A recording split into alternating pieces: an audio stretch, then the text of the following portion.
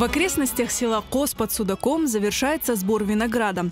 Здесь находятся виноградники Солнечной долины. Это винодельческое хозяйство – одно из немногих в Крыму, не отказавшихся от выращивания аборигенных сортов винограда. Среди сортов черного крымского винограда наиболее популярны Эким-Кара, Джеват-Кара и Кефесия. К белым аборигенам здесь относятся Рапандас, Кокпандас, Салдаю, Кокур, Капсельский белый и другие. Выращиваются они здесь с незапамятных времен. O üzümleri eskilikten dedelerimiz Kos koyunda ostırmışlar eken. Onlardan erteki yıllarda ostırıp, şarap yapıp, dedem soliydi varıp, avuşturup geliler eken. Başka yemekleri. Именно здесь производят настоящее вино «Черный доктор». Его делают из винограда старинного крымско-татарского сорта Эким-Кара, название которого так и переводится «Черный доктор». Вырастить Эким-Кара в другом районе Крыма можно, но по вкусу и химическому составу это будет уже совсем другой виноград. Эким-Кара yüzümü kuru bir anda oysi. Kos koyunda pek çok güneş günler var. Yağmur az olduğu yaramay. Toprağı da doğru geliyor.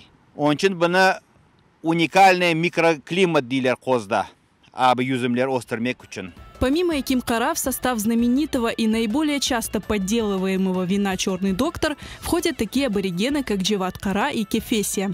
Всего в Солнечной долине выращивают более 10 автохтонных сортов винограда. Ими занято более 35 гектаров земли. Я, когда пришла в 1987 году, эти были сорта, и мы их заготавливали здесь на месте. Мы ниоткуда привозных не брали. Уже был именно вот этот виноградник, вот здесь был. Потом его раскорчевали при мне в 88-м раскорчевали, в 89-м подняли плантаж, а в 90-м мы посадили заново его.